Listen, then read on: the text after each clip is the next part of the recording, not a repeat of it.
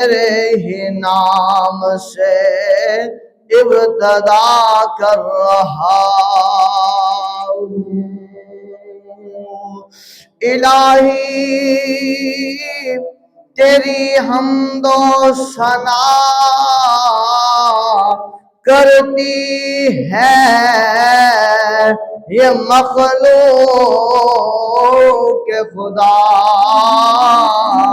الہی تیری حمد و ثنا کرتے ہیں بندے تیرے۔ الہی ہم ان بندوں کی التجاؤں کو اپنی بارگاہ میں قبول فرما۔ حمد و صلوات کے بعد سامعین محترم، جہاں تک آواز جا رہی ہے سبھی کے لیے اللہ وحدہ لا شریک کی پاک بارگاہ میں دعا کرتا ہوں کریم اللہ سبھی کے علم و عمل میں اضافہ فرمائے، سبھی کو کریم اللہ خوشیاں عطا فرمائے، سبھی کی پریشانیوں کو اللہ دور فرمائے۔ جو مسجد میں تشریف لا چکے ہیں اللہ تبارک و تعالی ان کی بھی حفاظت فرمائے، اور جو بیمار ہے اللہ رب العزت انہیں شفاء کاملہ و عاجلہ عطا فرمائے۔ کریم خدا ہم سب کو محبوب علیہ السلام کا پکا سچا غلام بنائے، اور لجپال نبی صلی اللہ علیہ وآلہ وسلم کی ہر ادا کو اپنانے والا بنائے۔ تمام ثنائیں بھی اسی کریم خدا کے لیے ہے، تمام التجائیں بھی اسی کریم خدا کے لیے ہے، اور تمام دعائیں بھی اسی کریم خدا کی پاک بارگاہ کے لیے ہے کہ جس کریم خدا نے ساری کی ساری کائنات کو بنایا ہے۔ اور ان گنت درود و سلام امام الانبیاء محبوب کبریاء احمد مجتبی حضرت محمد مصطفیٰ صلی اللہ علیہ وسلم کے لیے کہ جن کے صدقے کریم خدا نے ہم سب کو پیدا فرمایا ہے۔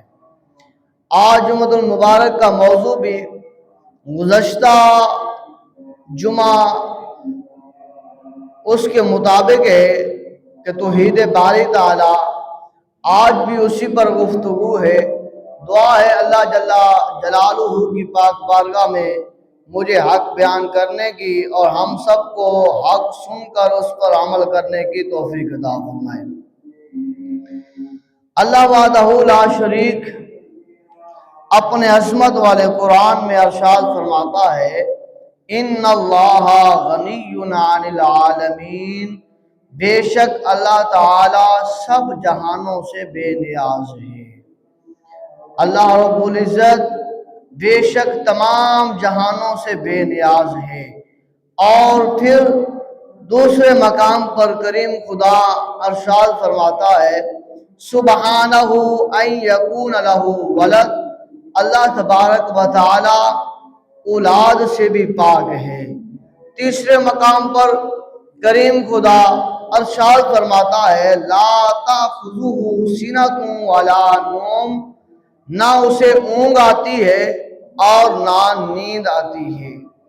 چوتھے مقام پر کریم خدا ارشاد فرماتا ہے لہ ما فی السماوات و ما فی الارض، جو کچھ آسمانوں میں ہے اور جو کچھ زمین میں ہے سب کا سب اللہ کا ہے۔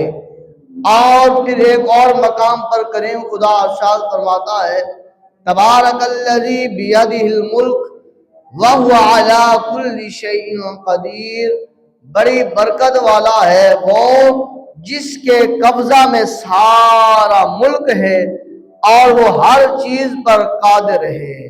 یہ حقیقی اوصاف اللہ تبارک و تعالیٰ کے ہیں۔